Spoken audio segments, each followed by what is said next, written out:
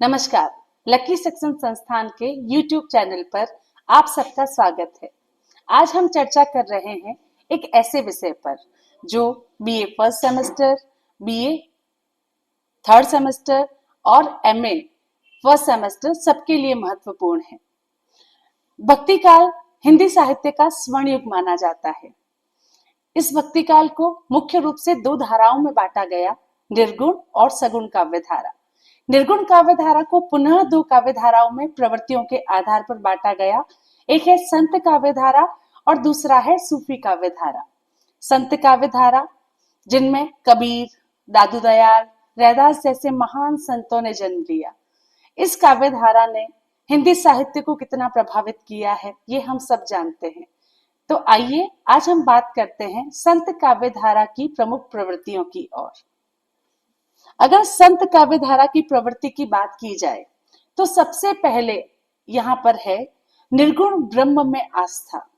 क्योंकि निर्गुण काव्य धारा वाले संत कवियों ने ईश्वर के आकार को स्वीकार नहीं किया। इन लोगों का मानना है कि ईश्वर अजर है, अमर है, अगोचर है, अविनाशी है। ईश्वर का एहसास पुष्प में दबी सुगंध के समान है, जिसे महसूस तो किया जा सकता है लेकिन देखा नहीं जा सकता। इसीलिए कबीर कहते हैं, निर्गुण राम जपहु रे भाई, अविगत की गति लखी न जाए। आगे बढ़ते हैं तो हम देखेंगे यहाँ ज्ञान पर बल दिया गया है। संत कवियों का मानना है कि जब आत्मज्ञान होगा तो उसी आत्मज्ञान के आधार पर मनुष्य समझ पाएगा कि ये संसार क्षणभंगुर है, नश्वर है और ईश्वर की प्राप्ति ही यहाँ सर्वश्रेष्ठ है। तो उस ईश्वर की प्राप्ति के मार्ग पर मनुष्य कब आगे बढ़ेगा? जब उसमें आत्मज्ञान होगा। इसीलिए कबीर और अन्य संत कवियों ने यहाँ ज्ञान पर बल दिया है। कबीर कहते हैं, जो वो एके जानिया तो जानिया सब जान, जो वो एके न जानिया तो सब जान अजान। यानी उस एक ईश्वर को यदि हमने नहीं पहचाना, उस पर ब्रह्म को नहीं जाना, तो हमारा सारा ज्ञान बेकार है। फिर जब ज्ञान की बात की गई है तो जो ज्ञान देने वाला गुरु है उसके महत्व को भी यहाँ पर स्वीकार किया गया है। संत कवि मानते हैं कि गुरु की कृपा से ही शिष्यों का अज्ञान रूपी अंधकार दूर होता है और वे शिष्य ज्ञान मार्ग की ओर आगे बढ़ पाते हैं। अतः गुरु के महत्व को बताते हुए कबीर कहते हैं, गुरु गोविंद दोहु खड़े काके लागू पाए, बलिहारी गुरु आपने गोविंद दियो बताए। तो यहाँ पर गुरु के महत्व पर बल दिया गया है।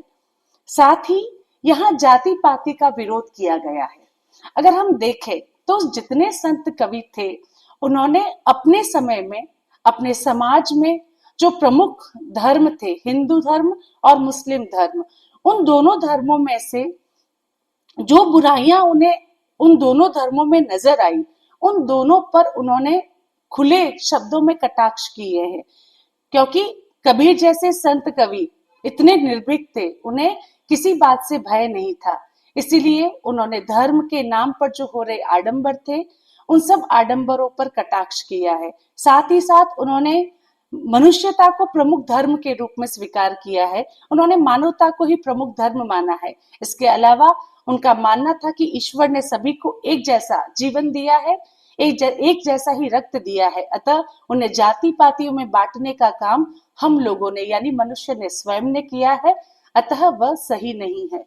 कबीर कहते हैं, जाति पाति पूछे ना कोई, हरि को भजे सो हरि का हो। यानी एक ही जाति है, एक है ईश्वर और दूसरा है उसका भजन करने वाला उसका भक्त। इसी कड़ी में आगे हम देखेंगे कि यहाँ बहुदेववाद का खंडन किया गया और एकेश्वरवाद का मंडन किया गया है। क्योंकि संत कवि मानते हैं कि निर्गुण ईश्वर जो है वह मूल है। जैसे एक वृक्ष होता है तो वृक्ष का जो मूल है वो तो निर्गुण ईश्वर है, यानी वो पर ब्रह्म है। उसके बाद उसकी जो शाखाएं, उसकी जो पत्तियां हैं, लेकिन वो निकली उसी पर ब्रह्म से है। ठीक उसी तरह यहाँ कबीर कहते हैं, अक्षय पुरुष एक पेड़ है, निरंजन ताकी डार, त्रिदेवा शाखा भय, पात भया संसार।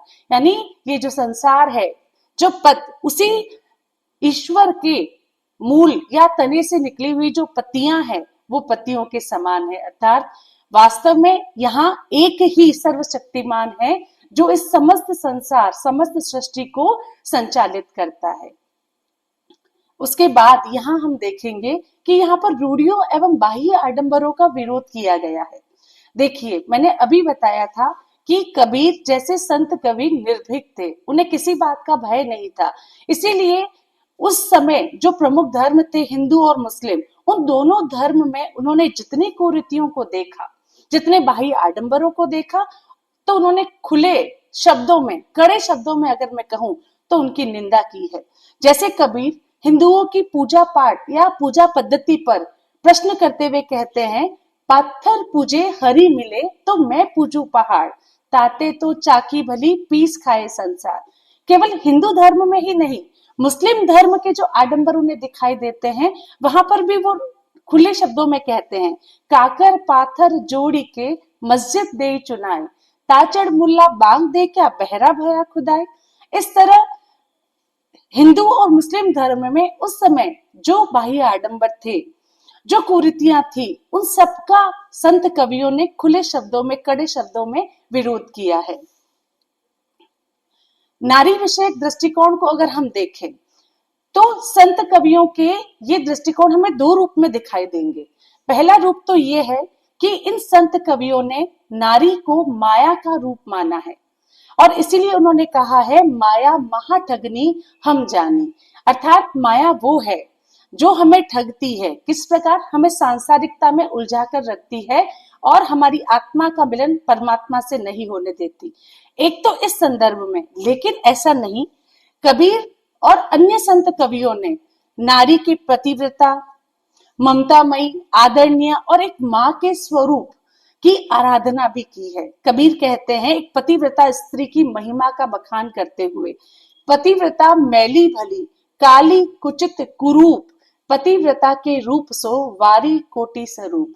इस तरह यहाँ पर नारी के विषय में केवल ऐसा नहीं है कि संत कवियों ने केवल नारी का विरोध किया, लेकिन उनके अच्छे स्वरूप, उनके ममतामयी जो माता का जो स्वरूप होता है, एक पतिव्रता नारी का जो स्वरूप होता है, उनका उन्होंने सम्मान भी किया था। आगे अगर इस कड़ी में हम देखेंगे तो यहाँ भजन और नाम स्मरण की महिमा पर बल है। कबीर कहते हैं, कबीर सुमिरन सार है और सकल जंजाल, यानी लगातार ईश्वर का सुमिरन करना। लेकिन ईश्वर का सुमिरन करने का मतलब ये नहीं कि आप माला लेकर बैठो, आप आसन बिछाकर बैठो। संत कवि मानते थे कि आप जिस भी स्थिति में हो, आप बस अपने मन से ईश्वर की याद करते रहे, उसकी आराधना करते रहे, यही सच्चा नाम स्मरण है। विरह भावना का महत्व, जी, वैसे निर्गुण स्वरूप को मानने वाले हैं संत कवि हमारे, लेकिन उस निर्गुण को भी काफी जगह पर, जैसे स्वयं कबीर ने भी ब्रह्म को पति के रूप में और अपनी आत्मा को उनकी दुल्हन के रूप में स्वीकार किया है। तो जब इस तरह के प्रेम को यहाँ दिखाया गया, तो वहां आत्मा जब अपने प्रियतम यानी ईश्वर से दूर होती है तो वो व्याकुल होती है, और उसी की विरह को यहाँ पर इन पंक्तियों में भी आप देख सकते हैं। बिनु बालम तरसे मोर जिया, नींद नहीं चैन राती नहीं निंदिया, तरस तरस की भोर किया। जिस प्रकार एक पत्नी अपने पति के इंतजार में एक समय व्यतीत करती है कष्ट के साथ, उतना ही कष्ट या उससे ज्यादा कष्ट एक आत्मा को होता है जब वो परमात्मा से बिछड़ती है। तो यहाँ विरह भावना को भी महत्व दिया गया है। रहस्यवाद, संत काव्य परंपरा में रहस्यवाद की परिभाषा बहुत सरल और साधारण शब्दों में दी गई है। ये संत कवि मानते हैं कि ईश्वर का यानी आत्मा का परमात्मा के साथ जो संबंध है, वास्तव में वही रहस्यवाद है। और इसीलिए कबीर कहते हैं, लाली तेरे लाल की जित देखूं तित लाल, लाली देखन मैं गई मैं भी हो गई लाल। अर्थात जिस ईश्वर को खोजने के लिए हम जा रहे हैं, वो ईश्वर हमारे अंदर ही है, और जब उस ईश्वर से हमारा साक्षात्कार हो जाता है तो हम ईश्वर के रंग में ही रंग जाते हैं। इस प्रकार रहस्यवाद जैसे भारी भरकम शब्द को संत कवियों ने बहुत सरल शब्दों में परिभाषित किया है। लोक मंगल की कामना। जी, संत कवि वैसे तो अगर भक्ति देखी जाए, साधना देखी जाए तो व्यक्तिगत चीज होती है, लेकिन यहाँ पर जो भी संत कवि थे उन्होंने अपने अनुभवों के द्वारा लोगों को जागृत किया, लोगों को ईश्वर के प्रति या ईश्वर की तक जाने की एक सरल सुगम मार्ग दिखाया और उन्होंने लोगों के कल्याण की कामना की। डॉक्टर जयनारायण वर्मा कहते हैं, इस धारा के प्रतिनिधि कवि कबीर को अपने युग का गांधी कहना सर्वथा समीचीन है। उन्होंने हिंदू मुस्लिम के मनोमालिन्य रूपी पंख को प्रेम रूपी जल से प्रक्षालित किया, पारस्परिक वैमनस्य को दूर कर ऐक्य की स्थापना की। इस प्रकार हम ये मान सकते हैं कि संत काव्य परंपरा के जितने भी संत कवि थे उन्होंने अपने पदों के द्वारा, अपने दोहों के द्वारा लोक मंगल की कामना की है। लोक भाषा का काव्य।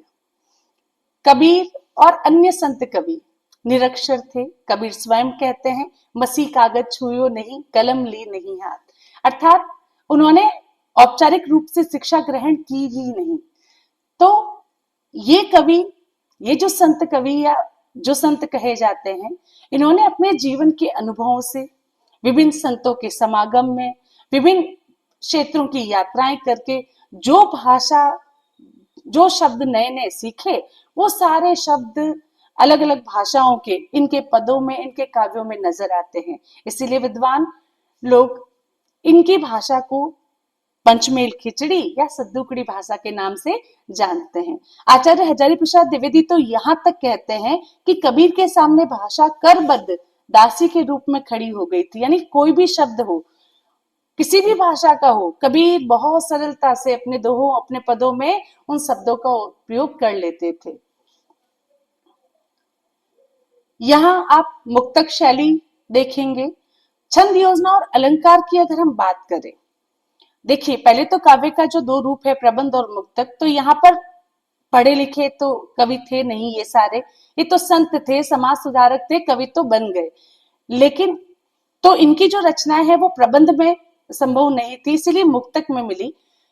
अगर छंद और अलंकार की बात करें तो पुनः वही बात होती है कि उन्होंने चाह कर रीतिकाल की तरह छंदों और अलंकारों का उपयोग नहीं किया। स्वाभाविक था, उनके पदों में, उनके दोहों में यदि कोई छंद और कोई अलंकार आ जाते हैं तो वो स्वाभाविक रूप से आए।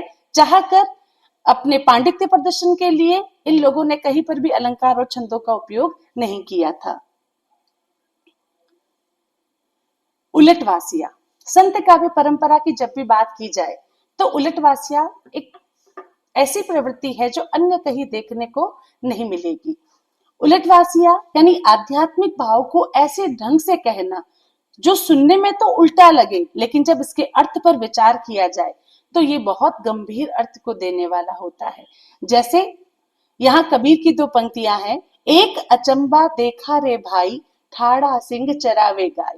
अब सिंह यानी शेर गाय को चराए, बहुत उल्टी बात लगती है, लेकिन अगर इसके गूढ़ रहस्य की ओर जाए, इसके अर्थ को देखे तो यहाँ पर जो सिंह है वो मनुष्य का मन रूपी शेर है और गाय है यानी इंद्रियां हैं, अर्थात मनुष्य का मन रूपी शेर इंद्र रूपी गायों को चरा रहा है। इस तरह उलटवासिये में दिखने में उल्टी लगने वाली बात भी गूढ़ रहस्य से भरी होती है। निष्कर्ष के तौर पर हम कह सकते हैं कि संतों की वाणी, उनकी वाणी का एक एक शब्द में निसंदेह व्यक्ति, समाज, राष्ट्र, नैतिकता, साहित्य, संस्कृति, मानवता और विश्व कल्याण के लिए अत्यंत उपयोगी एवं प्रासंगिक है।